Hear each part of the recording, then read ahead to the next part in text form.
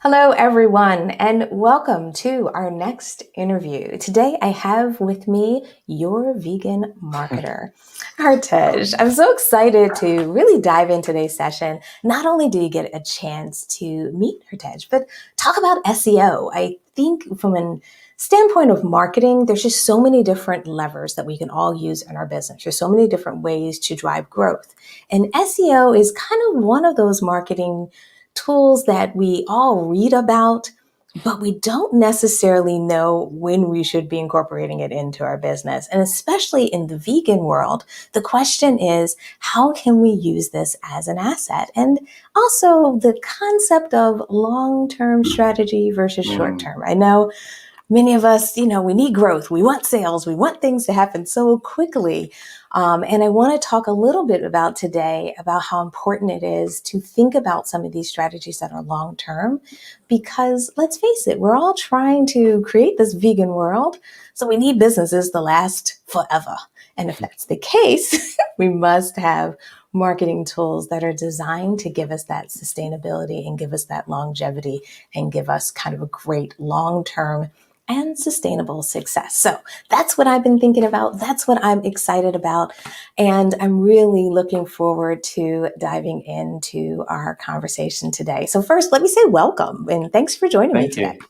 No, thank you for having me. We've been talking back and forth, I think, since September now. So it's finally exciting to be part of the community, which is cool. Yeah, thank you for having me. Absolutely. And it's fun because, sometimes I interview and talk to people that I haven't met or haven't even talked to before. But I'm really excited about today because, like you said, we've talked.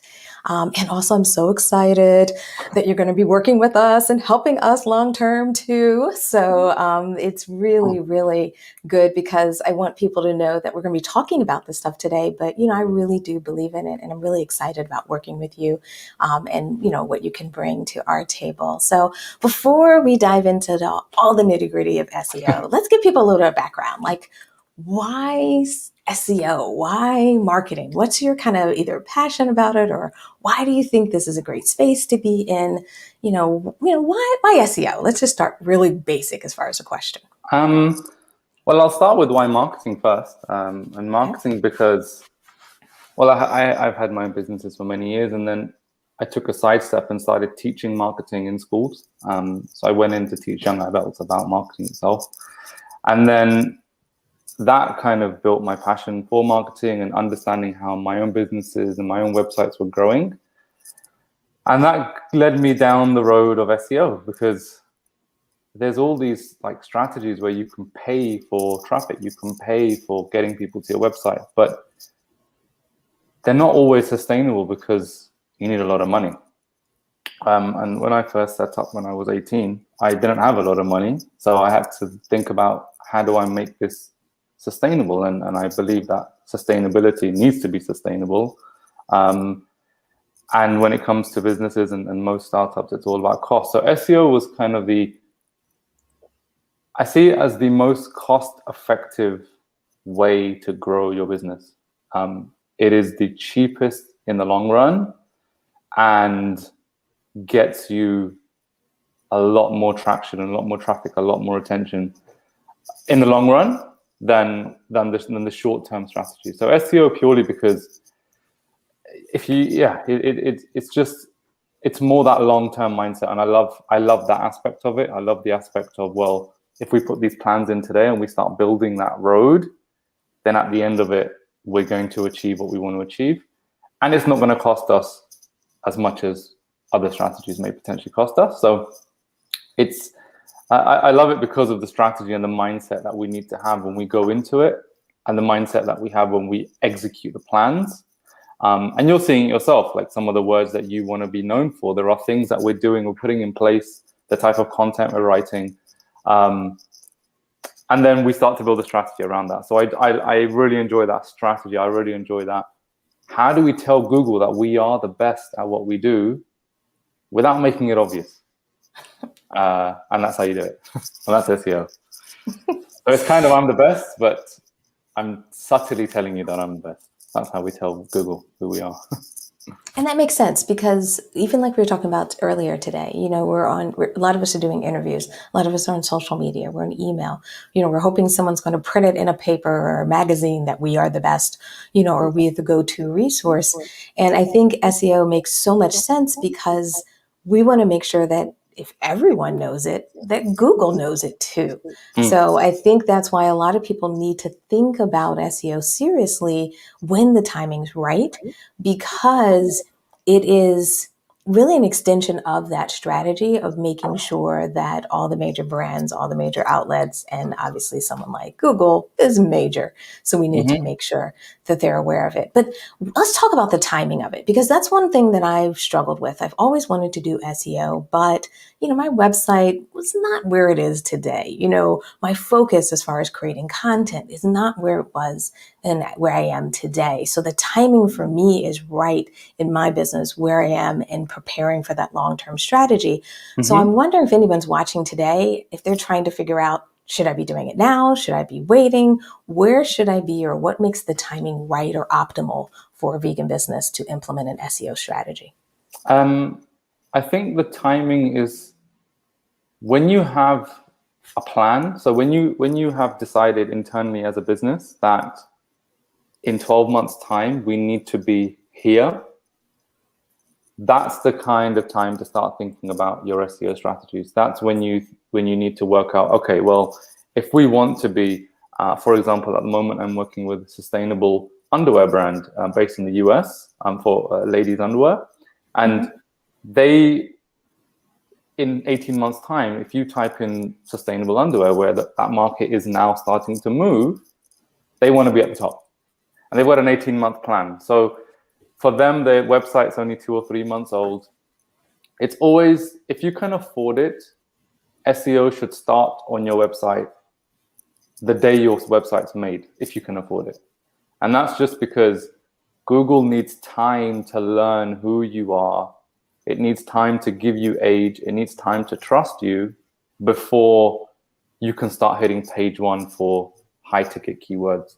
So the best time to start is when you start when your website's created, and if you have the budget. After that, it would be, if you don't have the budget when you start, it's kind of once you've made your plan, once you have your internal plan that, okay, in we need to be number one for vegan business consultant, for example, then it's kind of, okay, now speaking to someone like myself and working out, how do we reverse engineer that plan? What do we need to do over the next 6 to 12 months to get to a point where in 12 months we are on page one, or we are number one for business consultants. Now, some people will leave it really late and end up falling in the trap of hiring an agency that kind of promises like 90-day results and stuff. Just avoid it. Just don't ever think short term with SEO. Always think long term. Always think 6 to 12 months. And the reason being is because of the way Google works. Google itself takes like 16 weeks, which is about 4 months, to even start seeing some of the work that you're doing. So the best time, the minute you set up your website, if you have the money. The next best option is when you know where you ideally want to be in 6 or 12 months. When you know what exactly your ideal customer is searching for. And a lot of vegan businesses, and what I found is, we think that because we're vegan, we're going to make it to the top because vegan's a trend, vegan's in fashion, everyone wants the vegan products. But actually, that's not how the internet works. That's not how the search engines work. It's more working out what it is that your customer's searching for, and then putting in a strategy and a plan around that. So yeah, it's a mix between, can we afford it today, right now when we start, or can we work out what we need to be the best for, and then make a plan to reverse engineer that, and then park that investment over time. So yeah, that is a tricky question. Yeah. I myself, when I first started it, my first business, I waited about 16, 17 months before I really started getting into the SEO stuff. Mm-hmm. I wish I started earlier. So yeah. I can understand that. And I think that's the challenge with a lot of businesses is we're always trying to figure out where's the priority, where does the budget go? Yeah. And then also, I'm always a big advocate for, when you're trying to do something that is a big move, that is a big long-term strategy, is also making sure you have the time to focus on it. Because even if you bring in an expert like yourself, I think sometimes people think that they shouldn't be involved in the process. Like, oh, okay, I'll just, pick up this and put it on your desk and you're going to handle it, take care of it, and figure it all out. And I think it's so important as a business owner, as a leader, to always, kind of be staying connected with the strategy, to stay connected so that even when you bring in an expert, they know that, hey, you're doing this in your business, or you've, pivoted to this or changed, or why some keywords that maybe we picked initially, do they need to change? Do we need to augment them? Because the strategy does ebb and flow over 12 months and 18 months, and making sure that that connection still exists. So I just say that because I find a lot of times people think, I'll just hand it off to you. Here's my little suitcase. I'm giving it to you. You go solve it. And I think it's so important that we all kind of stay in touch. But we had a couple people jump in. Heather said hello, giving Hey, you some Heather. love as a favorite guru. And then Sandra dropped by as well. Sandra, it's great to Oh, see you Sandra. as well, saying that every business that wants to play the long-term game should pay attention to SEO. A Yeah. question came up from Heather, and Heather was just asking about, how social media can help your website SEO. Is there any linkage or anything that, these maybe two channels can complement each other? So, yes and no. The no, well, let me do the yes first. The yes, depending on your niche, depending on who you are. So, for example, who do we have? A doctor or a plastic surgeon, or somebody who, somebody in that space Okay. where you have a website all about plastic surgery or all about your medicinal experience and whatnot. Mm-hmm. There is a part of SEO where Google is now moving towards, where Google's looking for more evidence than just your website to trust you as the expert. So with like a alternative medicine doctor that I know, or a plastic surgeon that we have, what Google's looking for is, okay, you have a great website. Okay, you talk a great game on your website, which is your space, but are you a real person? Do you have anything outside of your website to support that you are a great plastic surgeon, for example? So that's where Google's now looking for links within social media where you might have posted something a year ago and people have commented, or people have said, hey, oh, great guy, or hey, great. So it's not directly linked to the Google algorithm, but there is evidence to suggest that Google's moving towards it. We've seen it on a few test sites where the sites that have that supporting social strategy are doing better than those that don't have it. Mm-hmm. It's called an EAT strategy. I mean, it's going to take me ages to go into. I'm not going to go into that, but it is around showing that you're an authority. Now, in Heather's case, she's a consultant in a particular niche.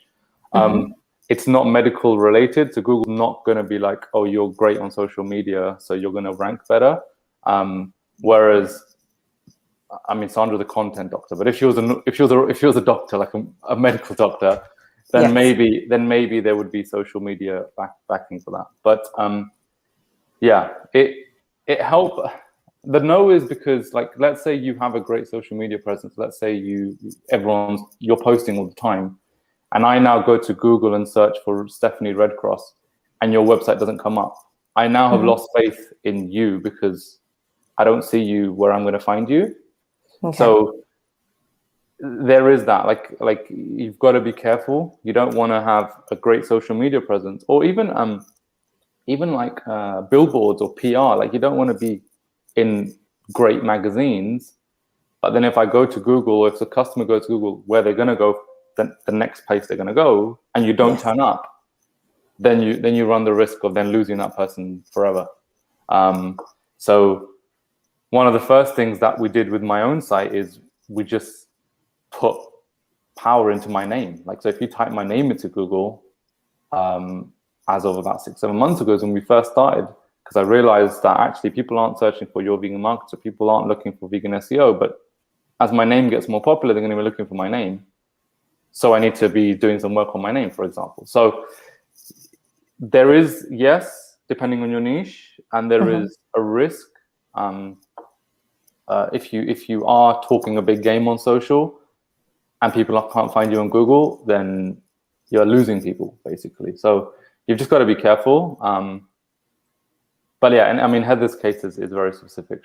I know her really well, and I know her industry. So for her, like, even for yourself, like vegan business consultant or vegan business coach, for example, those are the kind of things that people are searching for.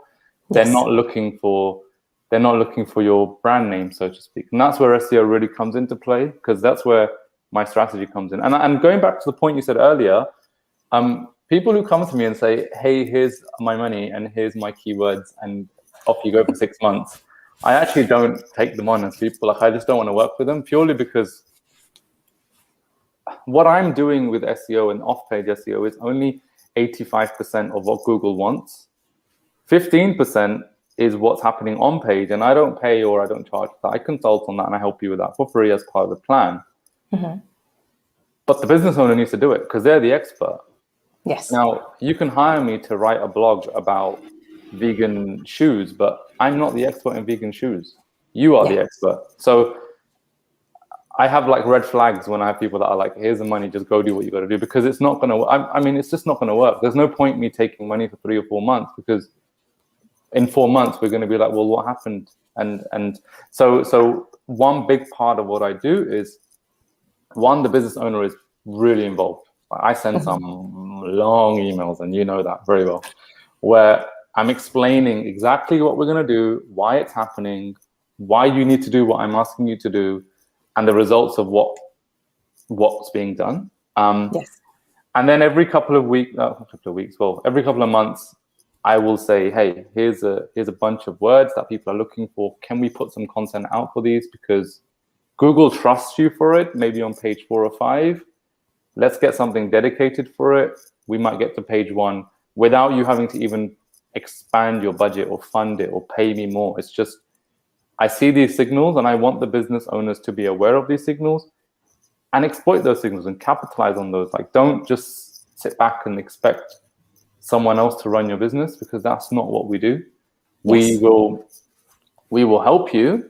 And yeah, I mean, it's a bit like, and that makes sense. Yeah, I think that makes sense. I mean, I think the key is everything's supposed to be a little bit of a handshake. Everything's really supposed to be that, process where, even when you're talking about SEO and talking about social media, the idea is that these are all supposed to start to complement each other. So they start to build on top of each other like building blocks. And we just get higher and higher, further and further, or up to page 1, because all of these things are starting to work together. And I really like the point that you made about, when you're working with someone, you may say, let's put some content for these words because I'm seeing some signals. And I think when anyone is thinking about SEO, or even thinking about marketing, you want to make sure that your marketing process is iterative. It's really built on a kind of approach that allows you to kind of make tweaks and changes along the way based on the results, based on the feedback and so forth. And that makes a really strong and dynamic marketing process, instead of thinking that, our marketing can all be on this like autopilot lane. But one thing came up, and I have a ton of questions because as I'm hearing you, things are popping up in my head. So I hope you don't mind if I run through them. One thing that you said that I thought was interesting is about SEO approaches. I think for many of us, we struggle with, should I be doing SEO for my brand? Should I be doing SEO, like you said, how the internet really works based on how people search? Should I be doing SEO for my name? How do you walk people through the process of sorting out those decisions on where they should focus and helping them understand that this one is the right option because it has the best return on investment?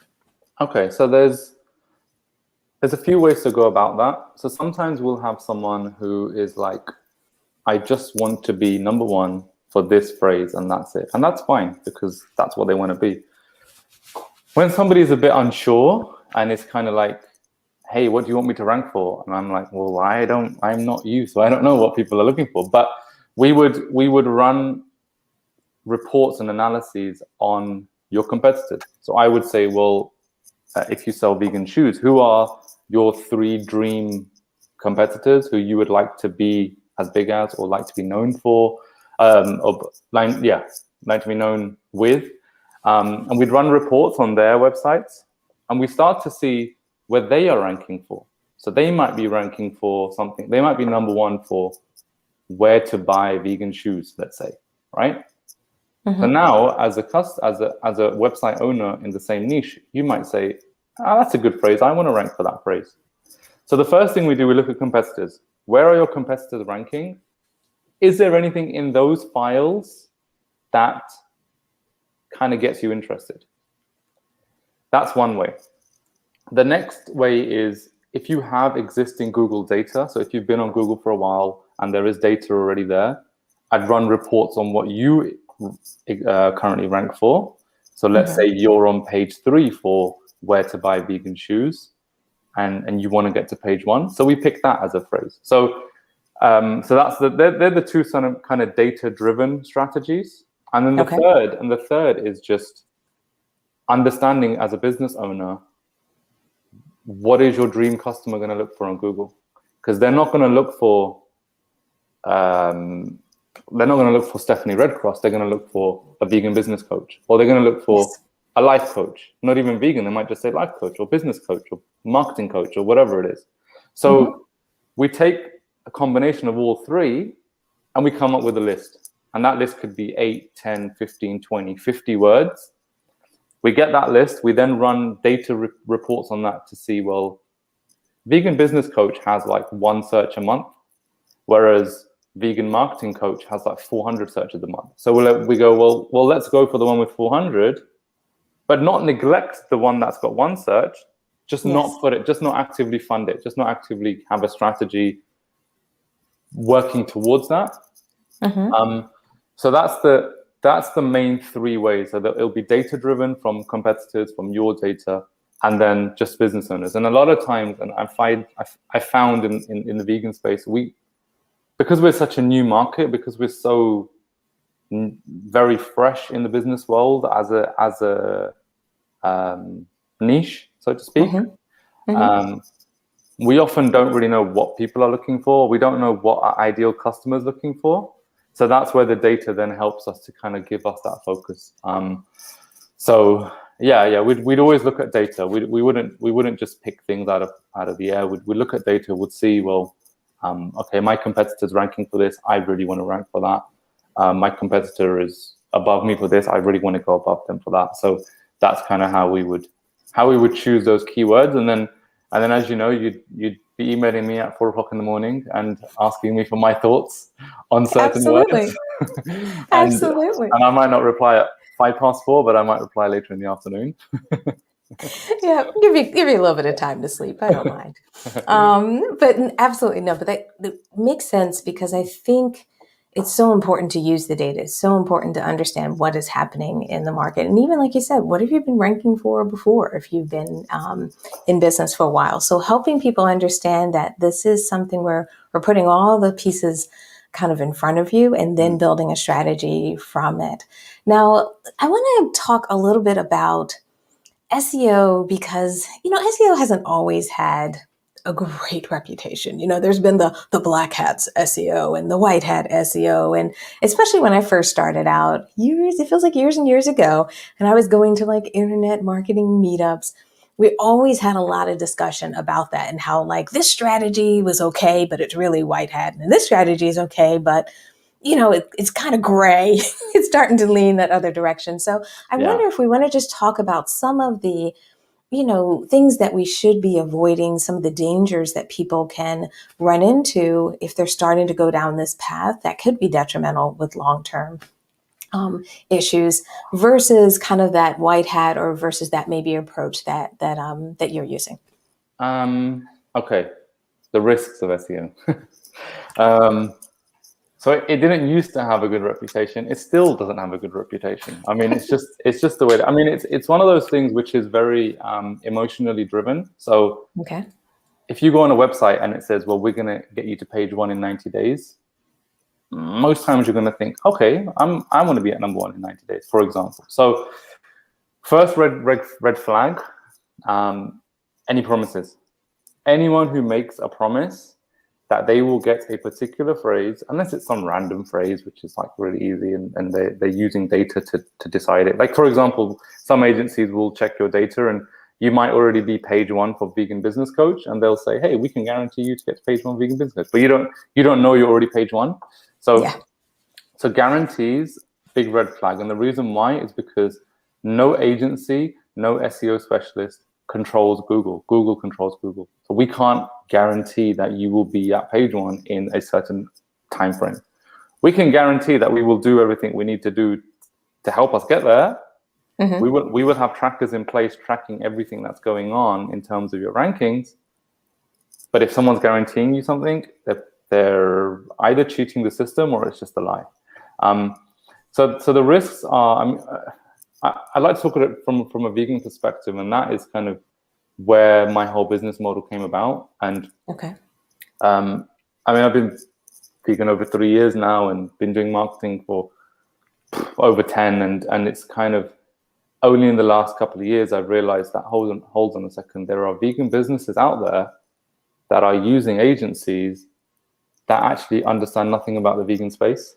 So the risks for a vegan business to use an agency that's not specializing or not built for a vegan business are, one, the signals and the links that they create to your vegan business are not going to be in your niche. They're not going to be powerful enough. They're not going to be relevant enough for Google to think, okay, you guys are good at vegan shoes. You might be good at shoes, but so is a million other websites. Yeah. But what are you getting? What are you getting and what are you telling Google to suggest that you're good at vegan shoes? And that's where our network, in the vegan space, we're over 300 websites now, which we use to create links and signals. So one risk for vegan businesses is that the agency is just not built to power up a vegan business. Mm-hmm. The other risk in terms of for vegan businesses are, and this is kind of the worst, is just they just think it's like any other website, and they just think they're going to do the same as they do for every other website, and you're going to rank well, and they're going to tie you into 1 or 2 year contracts, and you're not going to get much for it, again, because they don't understand the vegan consumer. Like, I'm the person who you will find in the supermarket aisles, like reading the ingredients. Like, I'm there reading every single thing to make sure that it's clean. So I understand how the vegan consumer looks as well. Mm-hmm. So from a vegan perspective, those are the risks, like just working with agencies who just don't understand that space, who don't understand that consumer, who don't understand what the person's looking for. But beyond that, and more risky, is not understanding what Google's looking for when it comes to a vegan website. And then you mentioned like black hat and gray hat and stuff, and that stuff is still so common, and it is all comes down to agencies or SEO people that are promising certain numbers of links. So they might say, hey, we're going to get you 300 links or 5,000 links or 6,000 or whatever it is. Again, that's a red flag, because Google now, as of the last couple of years, no longer cares too much about the numbers. The numbers matter, but it's the quality of those links that matter more than the quantity of them. So gray hat is kind of where you've had SEO done and we can see what they've done and it's just poor. Black hat is where they've done stuff and they've covered it up, so we can't even see what's been done. And that's the ultimate, the most dangerous. And then white hat is just clean stuff. It's just stuff where people are doing good stuff, making nice links. Everyone says they do white hat. Even the non-white hat agencies say they do white hat, but yes. It's the cleanest. And then we've taken it a little bit further. So we're about, the reason why our stuff is a little bit slower is because we say we're about 10 to 20% cleaner than white hat. And that's because Google's updating every year, sometimes twice a year. We don't want in 5 years' time clients from 10 years ago to then be caught out, or not caught out, but just drop the rankings because of something we did 10 years ago. So we try and be a little bit more organic and a little bit more cleaner than a typical white hat strategy. And that's just because Google doesn't like SEO. As simple as like it wants you to pay per hour of data. Yeah, traffic. I was wondering about that. Yeah. It doesn't want you to get free traffic. It doesn't want to reveal that you can have 5,000 people a month organically when it would prefer for you to pay for 5,000 people a month. So you've just got to be careful with the kind of language that you're hearing from the agencies that you have. And if it is all around like, we promise you this, or we will get you this, and we will get you that. The other red flag, and I'll quickly finish up on that, is how are they reporting to you? Like, what kind of reports are you getting at the end of the month or the day or the week or whatever? So we have a live tracker where you track everything every 24 hours. And then I teach people how to use Google Search Console. I found a lot of agencies and specialists not spending time with their clients on Google Search Console, which is a huge part of SEO. It's a huge part of the data that we use. I've written a blog about it. It's like the secret that agencies keep, because they don't know or they don't want to tell, because they use that to their advantage. So I tell people everything. I just say, this is everything that you need to know. This is where you're going to be using stuff. I'm doing what I need to do behind. This is what you got to do in front, so that we can both work in tandem. So there is risks, and the risk range. I mean, anywhere from a penalty. I do penalty recovery, so I have people who are getting penalties, and then they come to us because their other agency did something dodgy. And the penalties can be anything from a banned website. So your website is banned from Google, finished. You can't be on there again under that domain, and under any other domains on that IP address. To a light penalty, which is like a -10. So Google will say, well, you can never go into page 1, basically. You can come into page 2, you just can't get to page 1. So yeah, just got to be careful. It's just one of those things where try not to let your emotions charge that decision that you're going to make, because the horrible marketers know how to play on those emotions, and that's kind of where I try to come in and save the vegans. And I love that, because I think for a lot of us, it's really, sometimes we think the speed that we need. And a lot of times I argue that it's the patience that we really need to be able to grow our businesses. Yeah. And honestly, that was one of the things that got me really excited about us considering doing SEO, is when you were like, oh no, it's going to take months. Oh, it's going to take a long time. Oh no, we can't really, we can't guarantee it. I was like, that's exactly what I wanted to hear. Yeah. That's exactly what I understand about it. And to me, it was great and refreshing, because the idea is, like you said, Google is Google. Google makes the final calls. All we can do, and really it's all we can do from all of our marketing, is put our best foot forward. Yeah. And then from there, either someone like Google makes a decision, or in other cases, our clients and customers or prospects make those decisions. And I think we have to really start to think about our marketing that way, and not just be always looking for that lightning fast solution. So I've kept you here for a little bit over 30 minutes, so I don't want to keep you too much longer, but I want to make sure a couple of things. If people are thinking about SEO, if they think they're ready, or, even you have a person like me, like we talked earlier, and I had to save up my pennies so I could get to the point of starting to do SEO. How should they get in touch with you? What's the best way to reach out to you so they can determine maybe what their next steps may be about SEO? LinkedIn, you can message me on LinkedIn. Absolutely fine. You can connect with me. You can send me an email. You can go to my website and grab yourself a free review if you want to put in your details there. But yeah, email is always the easiest, and then LinkedIn. Heather's always messaging me on LinkedIn. Sandra will sometimes drop me a message on LinkedIn, so that's fine as well. LinkedIn or email, and then we can set up calls. And I don't charge for calls, consultations, reports, and all that stuff. So we can set all of those things up, and then take it from there. Perfect. And then as we wrap up, I always love to hear what has inspired you, especially in the last year? We talk a lot in the series. We talk about pivoting. We talk about the things that businesses have learned and how we've all tried to ebb and flow, not just because of everything that's going on in the world, but just because running a business itself just has a cycle. It just has a kind of natural life to it. So I don't know if you have any kind of words of wisdom of anything that you learned or anything that's been a growth point for you over this last year as you've been building, as you've been growing, and as you've been helping and servicing our vegan business community?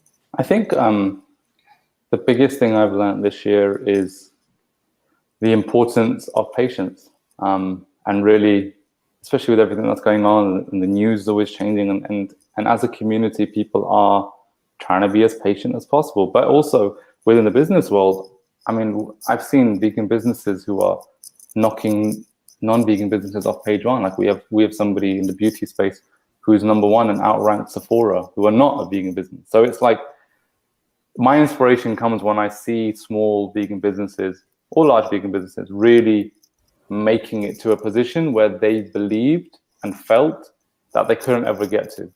And that comes with patience. It just takes time. Like the strategy and everything you do in life, your decisions will always make sense in the end and will always work out. You've just got to give it time.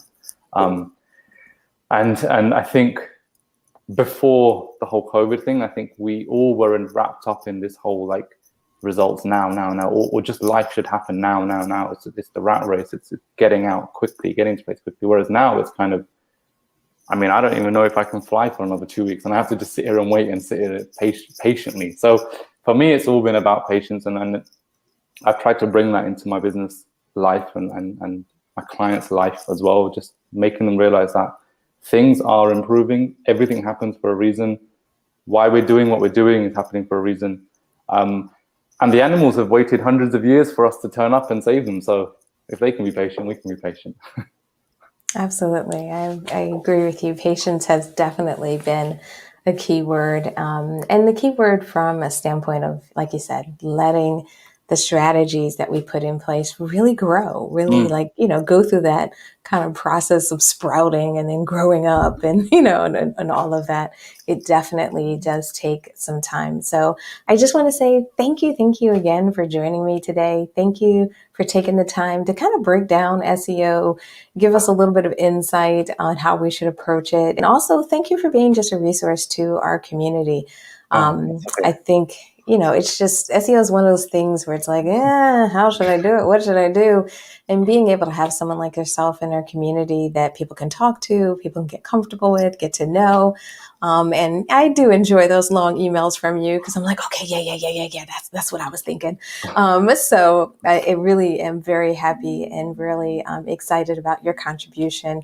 And I'm excited about us working together too. So thank you for everything. No, thank you. If there are any questions, I have a few minutes. Otherwise, yeah, we can wrap up. Do you have any questions? No? Okay. I think we're good. We don't have any other questions for today, but sometimes they trickle in after the interview because I know some folks are busy exactly at this moment. So maybe I'll just make a quick comment to make sure everyone knows that if you do have questions, if something pops up and you watch this as a replay, just post it in the comments. I'll make sure I forward on that question so that way we'll make sure that you're taken care of. But once again, thank you so much for joining us today. Thank you everyone else who joined us live, and we will wrap up today's interview. But I'm really excited that we had some time to share with everyone. So thanks for joining, and thanks everyone who's been here. Thanks, Stephanie. Thanks. Bye-bye. Bye, everyone.